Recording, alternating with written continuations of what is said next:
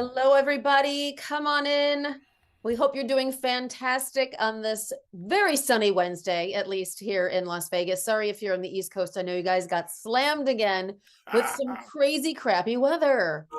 Anyway, hi, it's Janine. It's Music Alliance Wednesday. We're here with Dave Rogers talking sync. You can see the poll is already up. So when you're jumping in there, jump on that poll and give us your opinion regarding sync. Have you ever worked with a sync music library? It's very easy. Yes, no, I did in the past. What's a sync music library? Look, there's no judgment, you guys. Some of us are new at this and some of us are old hacks and everybody in between. So this is for everybody, right? So Right. no question is dumb and no answer is dumb. So just we want to know your honest opinion because this helps us gear the live stream towards you a little bit better. Welcome, welcome, ladies and gentlemen. As usual, please put your questions in the chat for Mr. Dave Rogers, and I will field through them. Happy to do that. If you guys have any questions, you can always reach out, hometeam@musicalliance.com, and I'm going to turn it over to Dave. 1 second, let me get my camera back up And real I'm not quick. going to turn it over to Dave. Let me get Hey, I my. see Mary's here. How you doing? Thomas. Let's see who else. But I feel like I'm looking. What is that? What was that? Look in my magic mirror, and who do I see? That was a. Yeah, Okay. now you know how old I am. All right. I should Kamisha's be back. here. Gabriel, Charles. Hey, gang. Kelvin, Paul. Come on in, everybody. Jared, nice to have you guys. Hey, what's up, everybody? I'm using a new setup today. If you notice, if you've been here before, I might look a little different. I might be a little delayed because I haven't quite figured this camera out yet. It is what it is. But that being what it may, if you can hear me, put a thumbs up in the chat if you can hear me, or if you're having problems, I'll adjust what I'm doing to hopefully better suit you. Thank you, thank you, thank you, Jared. Yo, so let's just hop right into it. I got a lot to talk about today, and we're talking about music libraries. Why or why not is that why or why not that would be a good choice for you as a singer or a producer or an artist. What is a music library? Why should you care?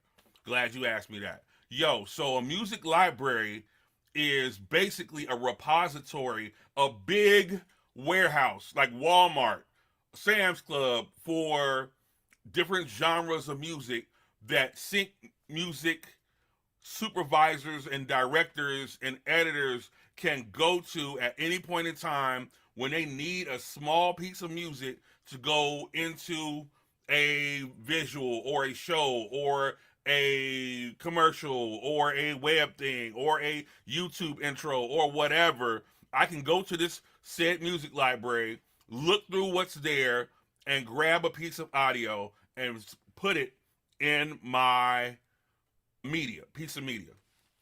There are legitimately two styles of music library.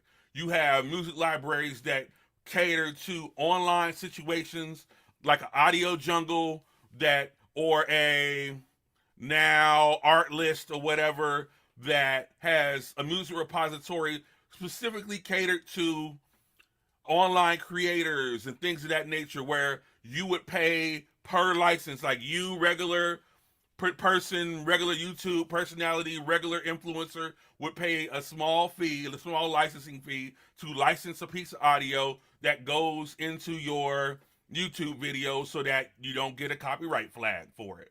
Those of you all who do YouTube, you know how vicious YouTube can be with copyright strikes. That algorithm will tear your drive down. So that being said, you don't want that. So you go to a music library, you grab a piece of music that goes behind you cutting wood or raking leaves or whatever, and now you have a piece of music that goes with that is legit. You have a license for that music.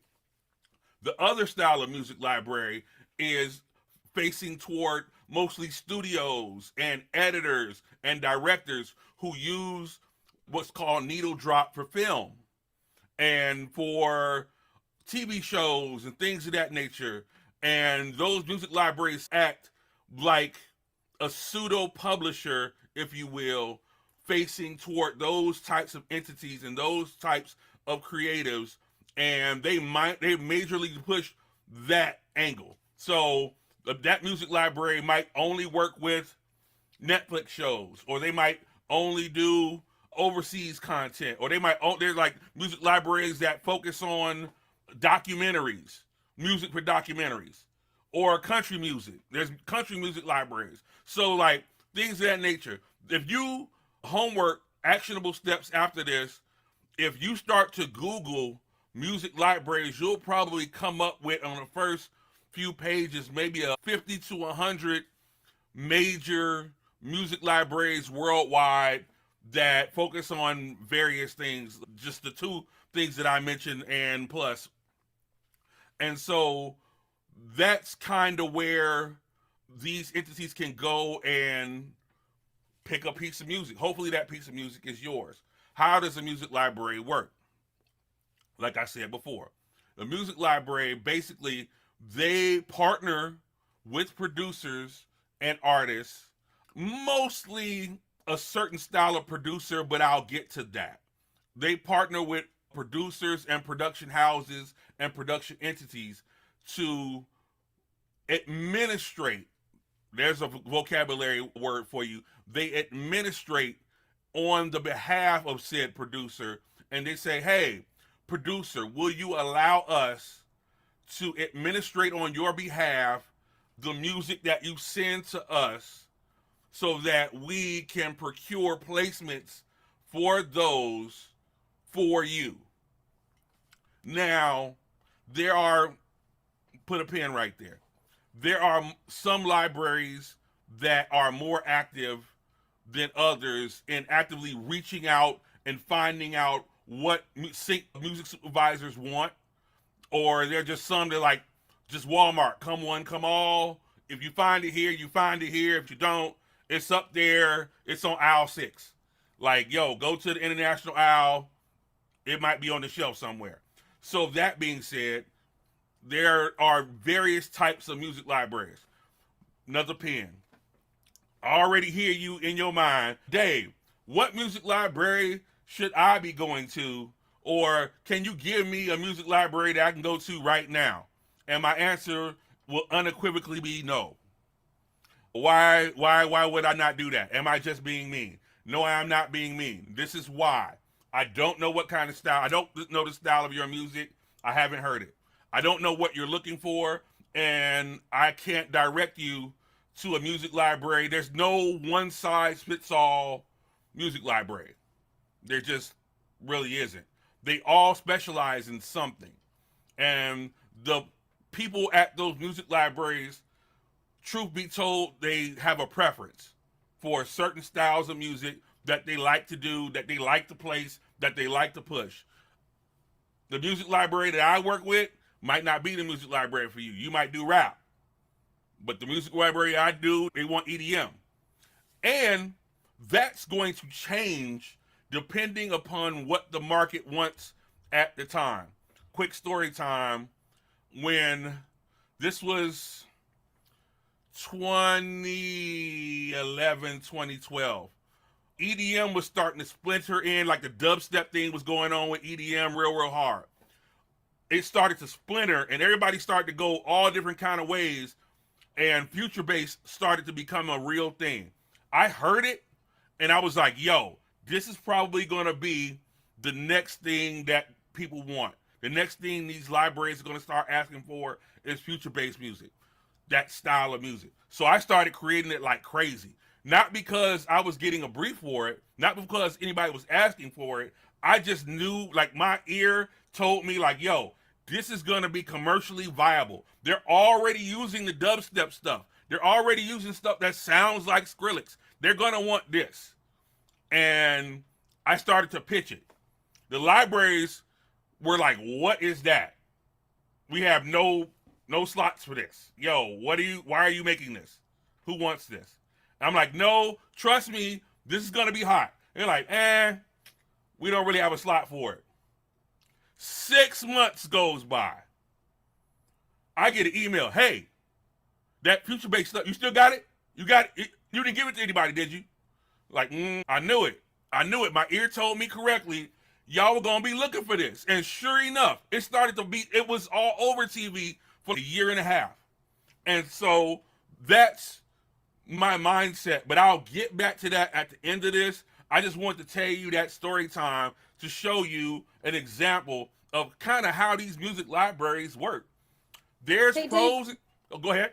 I'm so sorry. I hate cutting people off. I don't know when it's safe to do, but Oh, that's all Jared good. is saying he uses United Masters and their sync library. Is it the same?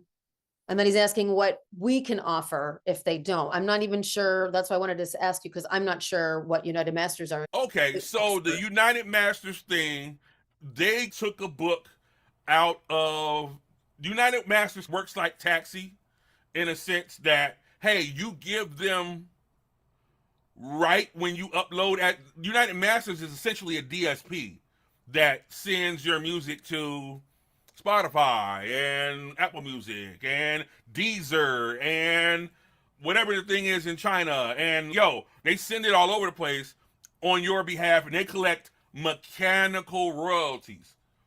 Not back end royalties, mechanical royalties. Write that down, look that up. Do your homework on mechanical royalties. But they're essentially a DSP.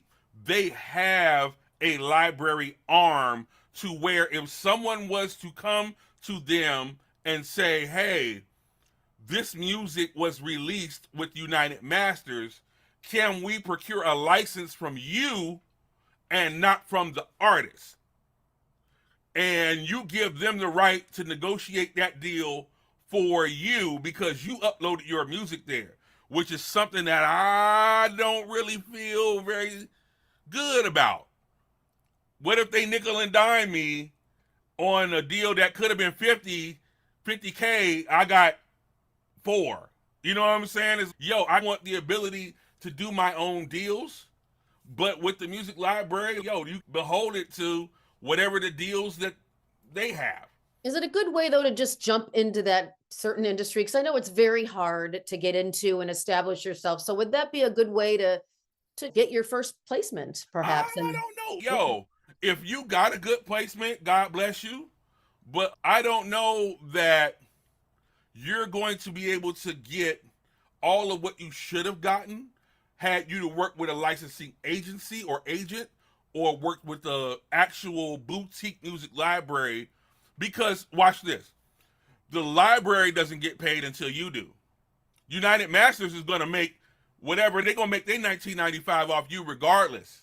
So they're not really moved either way to get your music placed or not. If it so happens, it happens. But like they have no reason to push you. They've got a million tracks that, you know what I'm saying, hundreds of thousands of tracks that are being uploaded daily. So it's like, what makes you special? But if I work with a boutique music library and I'm the EDM guy on that library, yo, when someone comes to that library for EDM, they're listening to my music. And that gives me a better chance rather than, hey, I found this on Beatport. Okay, cool, I guess.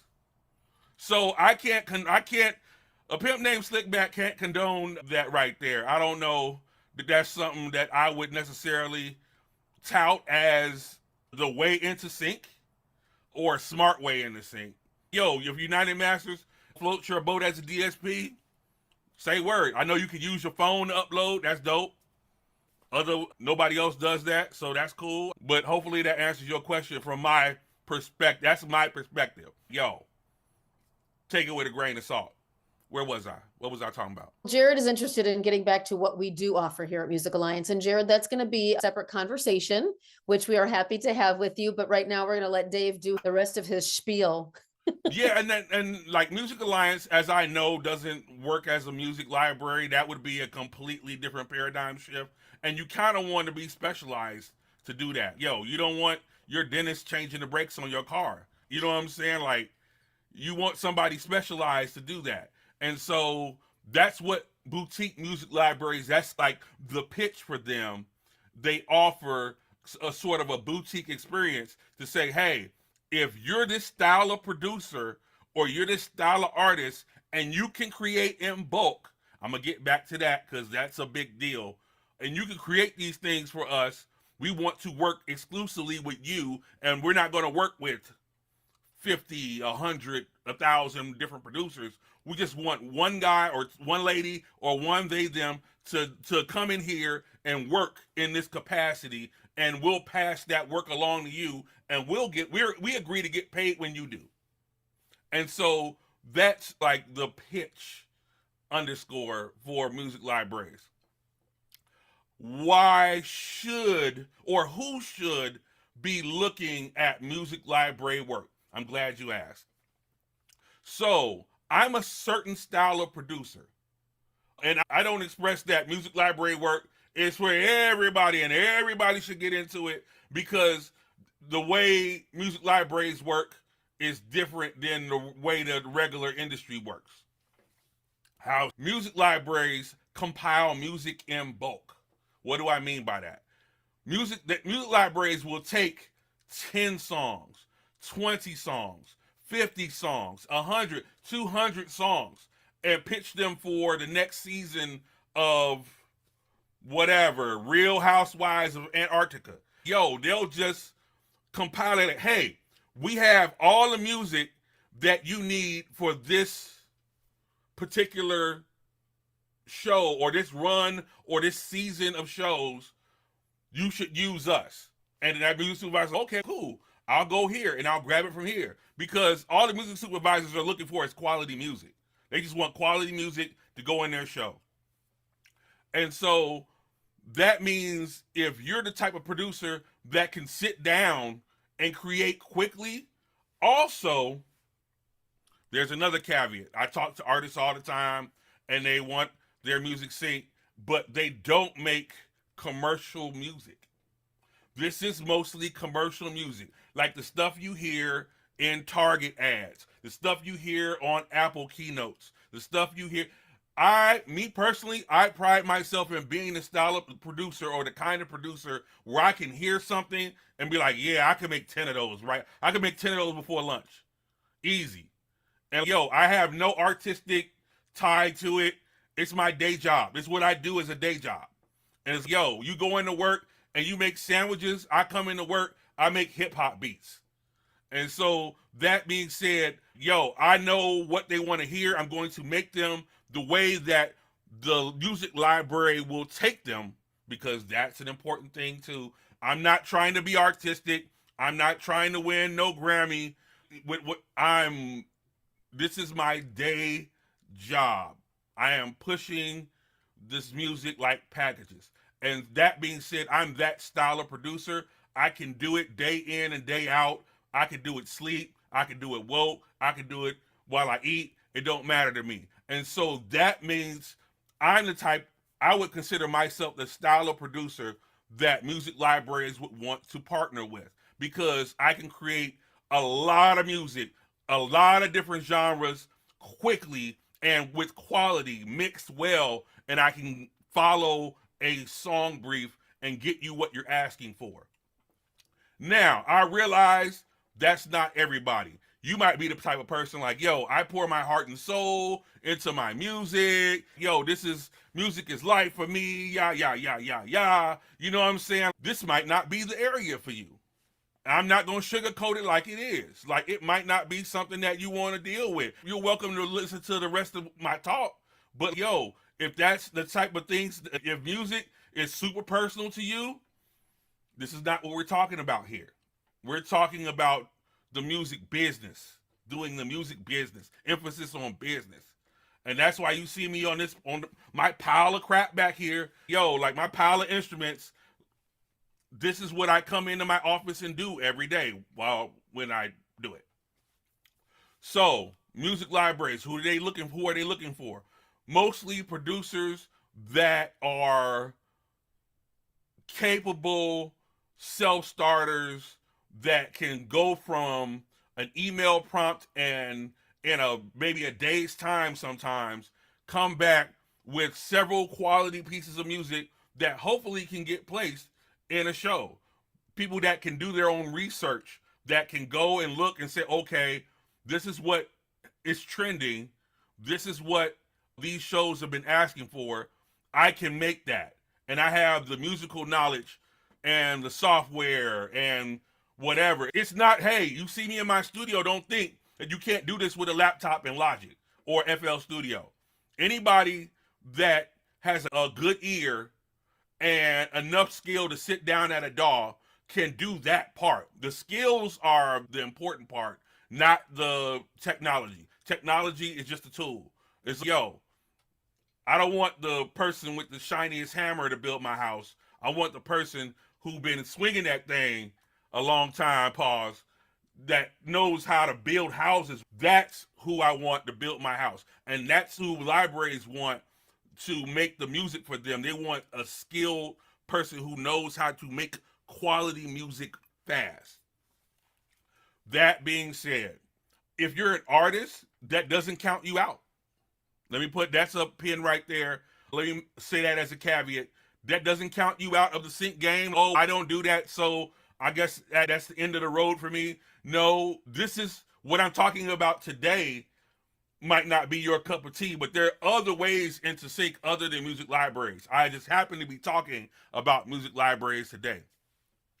So, who can participate with music libraries? Mostly, you're going to see a lot of people who are instrumentalists or instrumental musicians who have a specialty working with, hey, guitar players that are good at country or rock or jazz or something like that, or pianists or a drummer or trios. I've seen bands, like bands of 2, 3, 4 people that, hey, we make this style of music, we might as well, the stuff we're not using for our albums, we might as well put up for music libraries and get syncs on those. Hey, we weren't going to put these out anyway. They're not going on any project. We put these up for sync and hopefully a show can use these.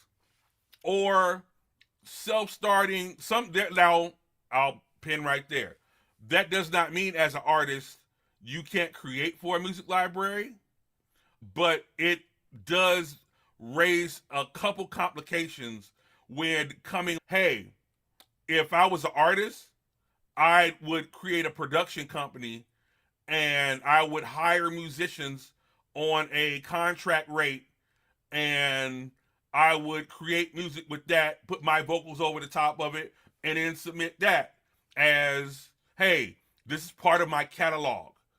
Do you guys want to represent these songs from my catalog? And there's another vocabulary word that you should write down there is music catalog, because that's your IP, that's your intellectual property, and that's what you're getting paid on.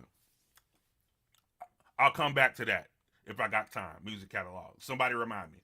But yeah, going into how do you work once you essentially find a music library that does what you like, how do you work with the music library?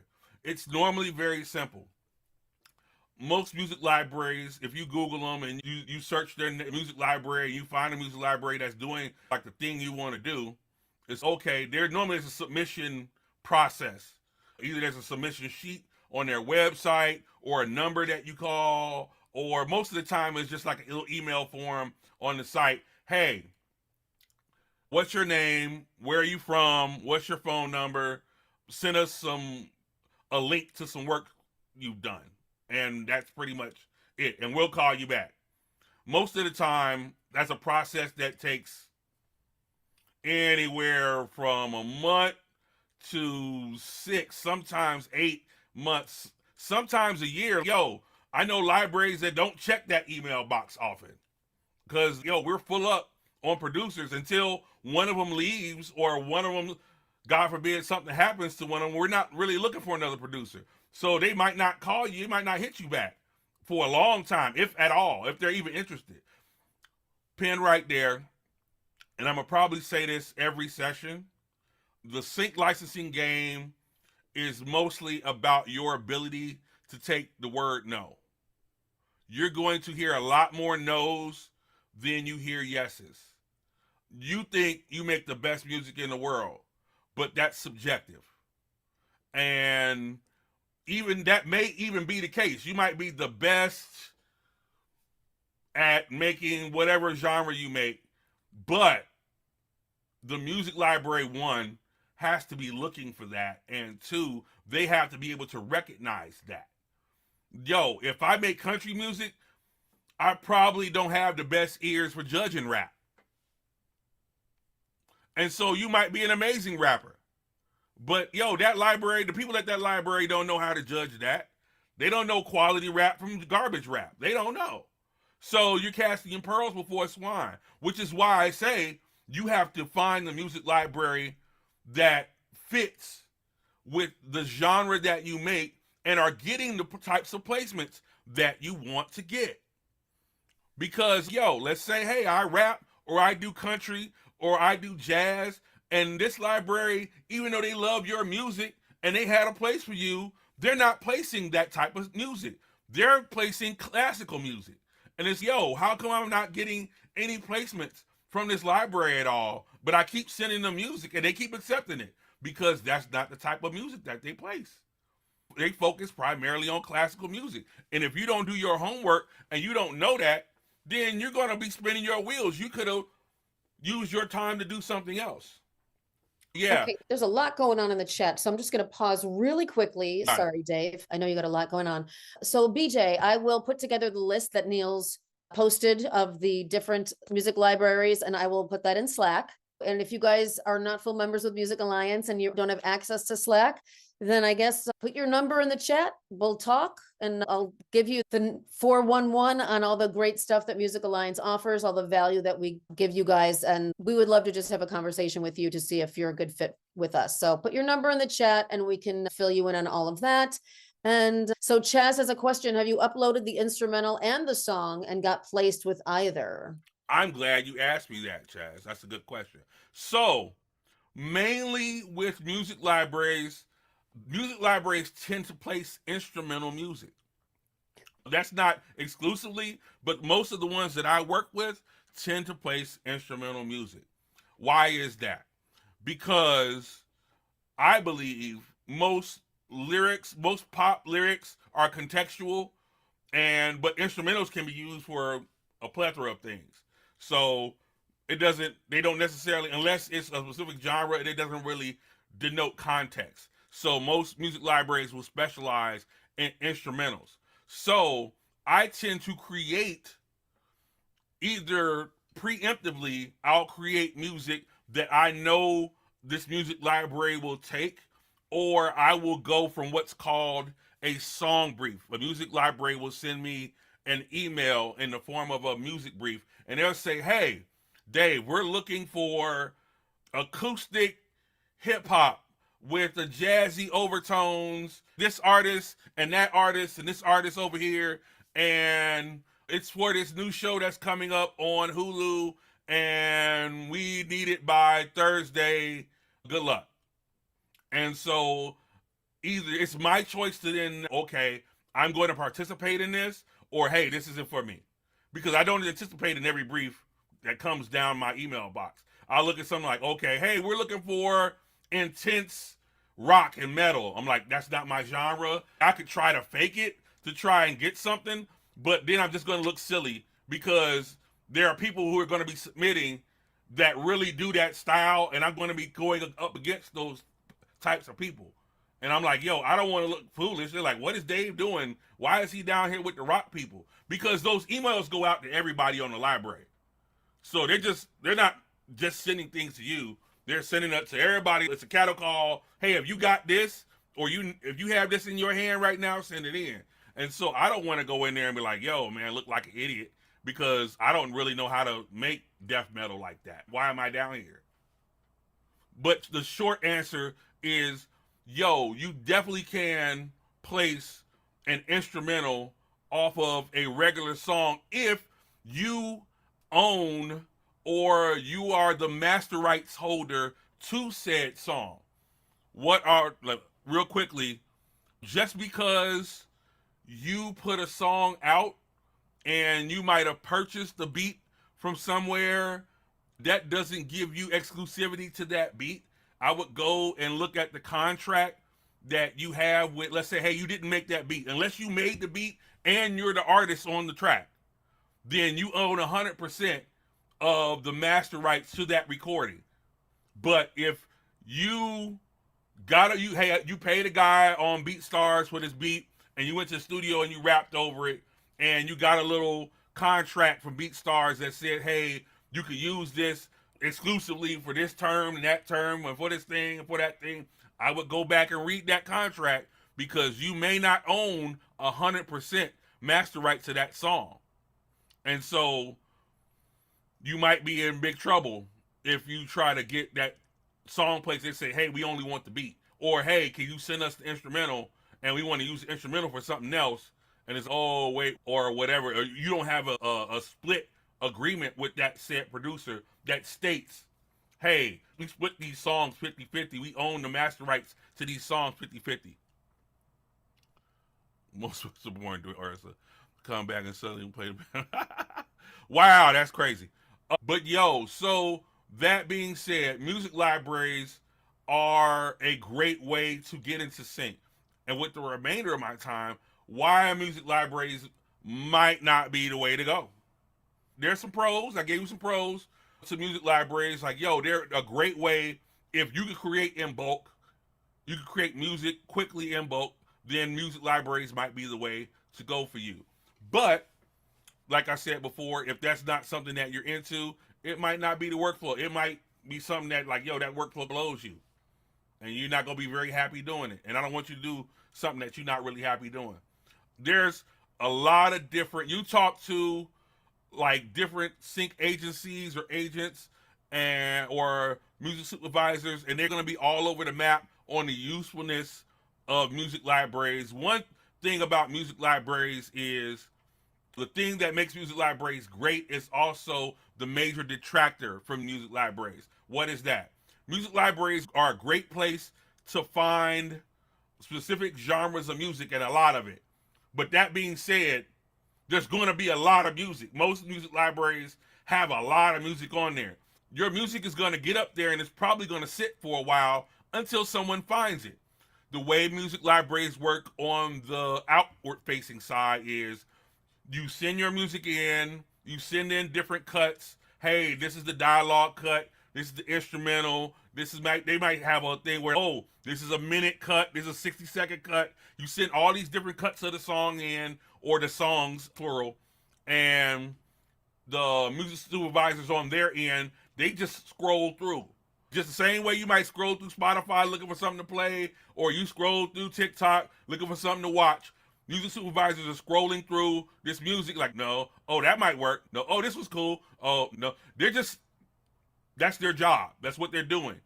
And so they might have other assistants that are looking on different music libraries and saying, okay, what did you find that might work? What did you find that might work? And they're just going through this music. And depending upon when your music was uploaded and how frequently you upload music to this music library, that might be when they find your track. Because what are they looking at? The most recent stuff. They want the best stuff. And most people think, oh, the most recent stuff would be the best, right? No. Like, I sent them that great track in 2009. But that being said, like, they might not scroll down that far. Or they might not look specifically for that metadata tag. Or they might not look specifically for that genre name. They just looking for a feel like, oh, it needs to feel sad. They're not looking for sad girl hip hop or sad girl R&B, you know what I'm saying? Or sad country. They just look up the keyword sad. So it's hard to single you out in a music library with a lot of music. Go on Audio Jungle and look through. It's like, yo, everybody. It's like people from everywhere. And sadly, the quality of music on there is going to vary depending upon who's submitting and when.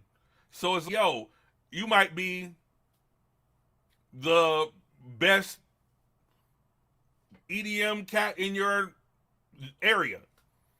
But, yo, like, compared to everybody that's on this library, yo, like, there's 100 dudes on this library that do EDM.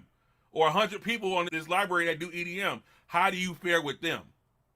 And so that might be a detractor too. Also, you're giving up, just like I said with United Masters, you're giving the library control, not of your music, because the ownership of your music with the music library stays with you. Let me backtrack on that point. The ownership of the music and the ownership of the masters never transfers to the music library. If you find a music library that wants ownership, run. It's red flag, turn around and put your feet on the concrete. Run. Because that is not a thing that they're supposed to do. Like the songwriting ownership and the music publishing are two different things. And if they take anything, they should be taking some of the publisher share or a portion of the publisher share and none of the songwriting. The songwriting should remain with the songwriters at all times. And the ownership of said masters should remain with the songwriters at all times. I would not deal with a music library that wants part ownership of the music unless they want to fund 100% of the creation of it. Now, if you want to reach down in your pocket, reach down in your purse to pay my way and my homeboy's way, then yeah, okay, then you could have some ownership then. But yo, I would not deal with a music library that's to say, hey, send it over here, and by the way, you want some ownership of it. Heck no. Y'all beat it. Okay, getting back to what I'm talking about. The downsides to music libraries. You give up some of the control of where your music is going to and what they're going to use said music for. Unless you specifically state and you have an option in your contract that says with this music library that, hey, I can decide whether I want my music used for said show or said thing, then you really don't know. Let's say, and I'm using this, don't quote me on this, because I ain't said nothing. But yo, if you were the type of person that did not drag queens and the music library sent your music to RuPaul's Drag Race, you would not know until you got your BMI or ASCAP report in the next quarter or 2 quarters from now when you find out that it was used. By that time, they've been used it. And you saw in the contract that they reserved to do the right, they reserved the right to do business with whoever they want to do business with. So if they decided to put that music in the show, you really have no control over that. Yo, they were doing what they were supposed to do. And yo, we paid you. Boom. So I would hope you're not that type of person that's petty enough to do that. I'm just using that as an example. But like I said, you don't have control over what they're doing with the music once they have it in their library. Whoever comes and picks it. The same way, if you put your product up at Walmart, you can't control who goes in there and buys it. So that being said, that might be something for you. Now, if you're that type of person that's, yo, like they're finicky about that, sync might not be for you. But yeah, that might be a downside for you. Another thing with music libraries that might be a detractor from you working with them is the amount of work that it takes. Like I said before at the beginning, I'm in here daily creating. If I'm not, I'm on my laptop somewhere. Yo, I'm at the beach. I'm at McDonald's. I got my laptop and my little Akai controller out, and I'm working because, like I said, what I meant by they accept music in bulk. We're not talking about a song. We're not talking about 10 songs. I'm submitting 10 songs at a time, sometimes multiple times a week to multiple different music libraries. So I think at one year, I think the most I've done was like 800 tracks or something like that. Now, that being said, tracks for sync that are created for sync are not like Radio 3, like verse 1, chorus 1, verse 2, bridge, chorus. They're not created that way. We're talking about 10 minutes and maybe 15 seconds, or 10 minutes and 30 seconds tops. So these aren't mass, like long intros, and no. These are like wham, bam, thank you, ma'am style tracks. Mostly the way this is not in the syllabus, but it's free for you coming.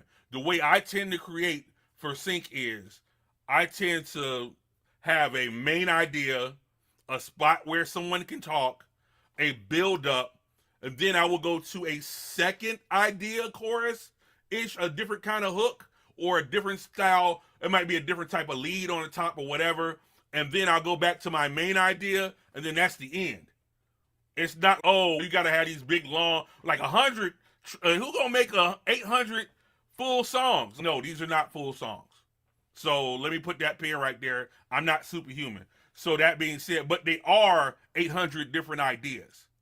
And if you do your homework and you go to Netflix and you see how these cues are used, oh yeah, my new camera's doing stuff.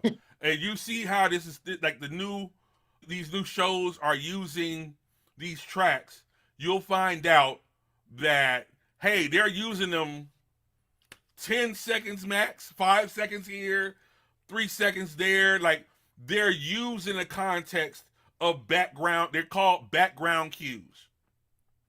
And that's mostly what music libraries specialize in, is music for background cues. Sometimes you'll get long form content, like I mentioned before. I've had music in documentaries where, hey, you'll get a longer usage. You might get a 4-minute usage on a documentary because this documentary is an hour and a half long. Or they might use the song multiple times throughout this documentary.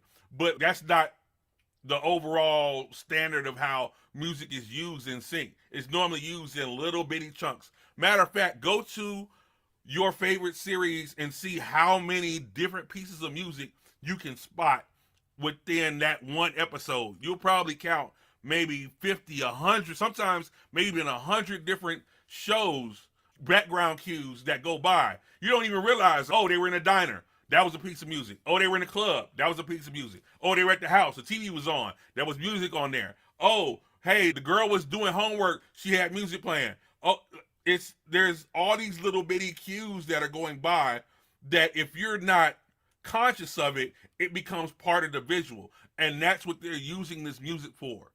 And so if you're creating music that can do that, you can really make a really good living. I make a really good living doing this. Obviously, I'm a musician and I play here and there and I play for artists and I'm an engineer and I do that type of stuff too. But a good portion of my income comes from just back-end royalties from shows that are going into syndication overseas or on Hulu, on Netflix or whatever. So that being said, Music Vibrate, is that an app? I don't know what that is. So there's actually a question that was back up in the chat regarding titles. How important are titles? Do they grab the interest of the music supervisors or not so much? Oh, huge deal. It's an art into itself. And when you come back to the class when I deal with metadata, the titles are almost as important as the music. Because when they're looking through this, think about if you were looking through a list, just a list, no audio, just a list of words and a list of song titles, and you're looking for something that's going to evoke a feeling, and you're looking for something sad, and and the song title, Melancholy Madness. Oh yeah, let me take a listen. I got to hear this one. If the song title makes you say, hey, let me stop and hear this one, you won. At least they heard it. If the track's good, you probably are going in the show. Because, the song title matched the exact emotion that they were looking for. If it's like sad track number 3, they might not play that. And honestly, I don't think there's a library that's going to let you get away with naming it like that. They'll probably rename it for you. But,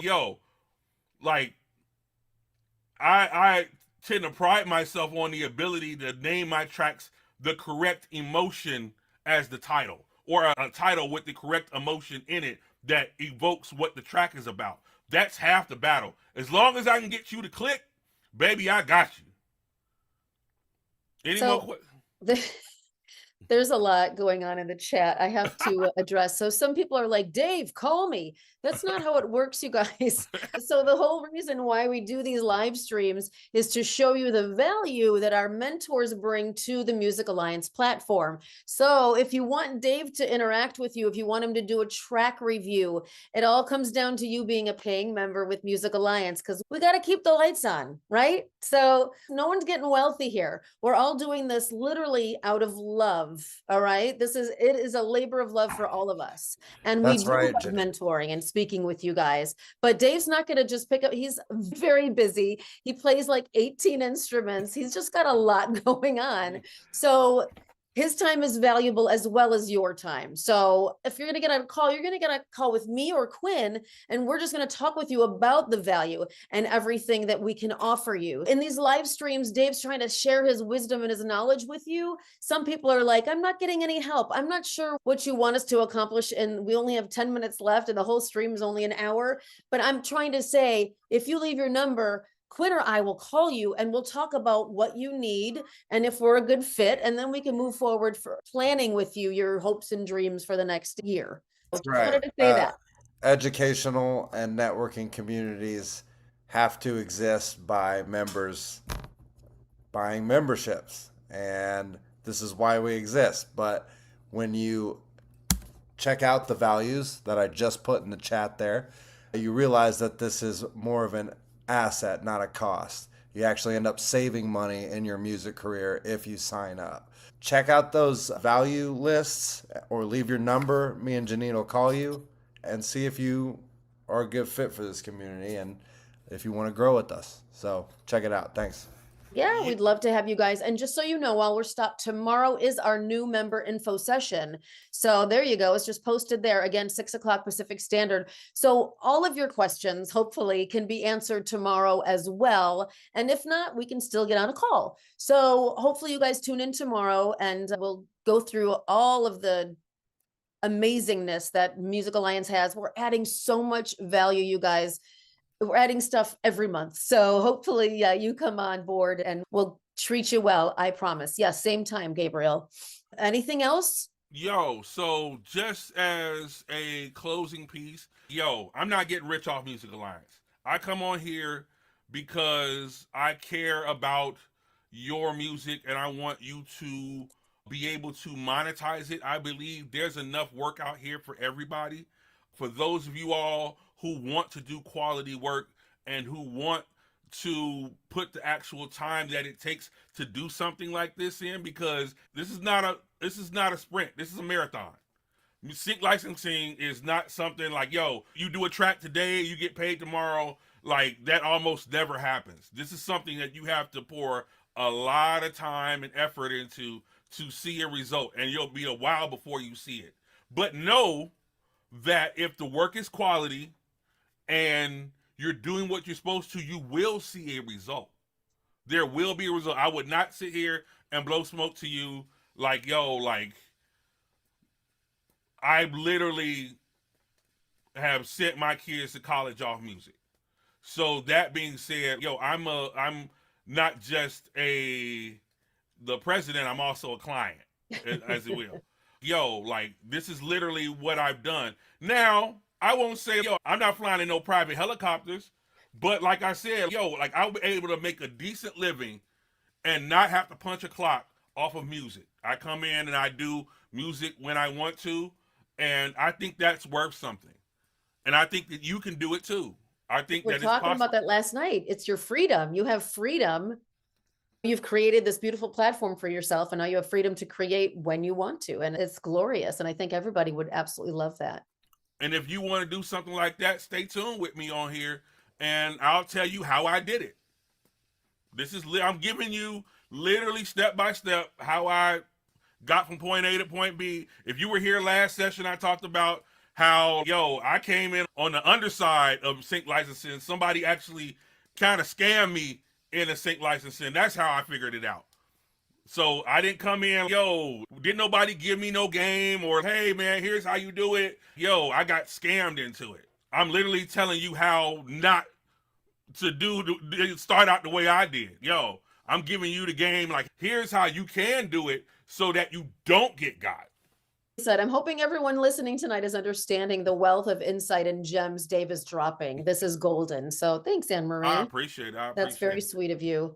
And so Anika is saying, hey, you said to remind you to talk about music licensing at the end. Do we still have time? Yo, real quick. I said mechanical royalties, I do believe. And I thought you said music catalog. So I guess so that was, I said three words. So that's music catalog, mechanical licensing. What was the other one? Anybody remember? Oh, it does.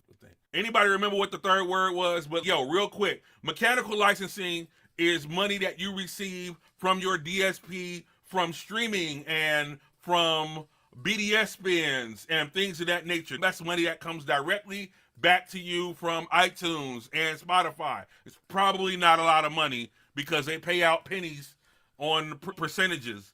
So it's, yo, the 13 cent you got last year for all your songs, that was mechanical royalties. But yo, it was master rights. The third word was master rights. And I think I explained master rights pretty good. But then your music catalog is your intellectual property. That is all of the songs that you have yet to record, all of those songs that you got on your hard drive, all those loops, those 8-bar loops that you haven't finished, that's still your music catalog. Those are still worth something if you're willing to go back and create on those. Hey, that song you're not going to use for your album is still worth something. That goes in your music catalog. I don't throw anything away. And your music catalog is worth something to somebody. That song might not be for you, but it might be for someone. Gotcha.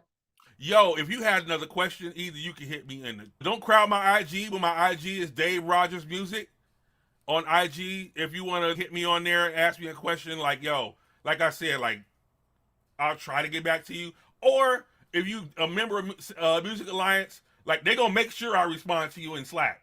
Yes. So somebody's going to hit me like, hey, Dave, you got a question in Slack. So as a question really quick, I think we should, if you don't mind, we're like real quick, go ahead. Unmute her. Yeah, I asked you to unmute. Yes, I've been missing out a lot on all the times that you guys are able to give us a chance to do the live stream and play our songs live. Is there going to be any time soon that you guys will do that again? Oh, absolutely. Yeah. You could have asked that on the chat. I'm kidding. But yeah, we do. Tune Talk is coming up on the 24th, which is Tuesday. So you can submit one song that will be to mysong@hometeam.com.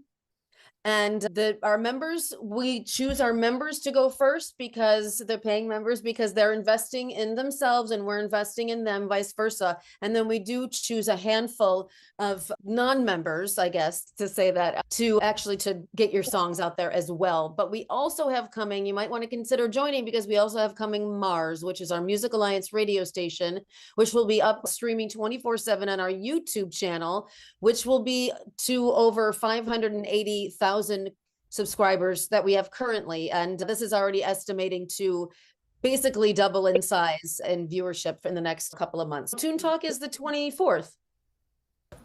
Okay, see, I'm hoping that I'm not in court and getting prison time on the 23rd because I have court then. Hopefully I can see you guys on the 24th. We hope you make it too. It's the 24th at 6 p.m. Yeah. Just send in your song. If you want it played, you can sign up. I'll text you the link. The lowest membership is $19 a month, so that doesn't break their bank. Right. One song though, MP3 or WAV file, because we do get inundated with hundreds of songs. So I have a question about being able to work on songs with instructors here during the membership. Not Anna. Okay, yeah. Absolutely. We have our producer songwriter channel on the 26th. And then you're all welcome to hit up George in the Slack. He's the Grammy nominated, Juno Award winning producer, engineer, composer. And he also has his office hours Wednesdays from 6 to 8 Pacific Standard and Saturday 11 to 1 Pacific Standard. So that is when you can reach out for one-on-one helping and coaching in terms of the song instruction. Yeah, is that good? Any other questions?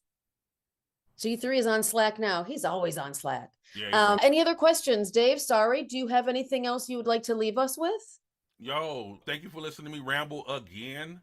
Make sure you take a listen. If you wrote that stuff down, make sure you do a couple deep dives on the homework I gave you so that you're up to breast of what's going on when you come back for the next class. Yeah, God bless you guys. Have a good one.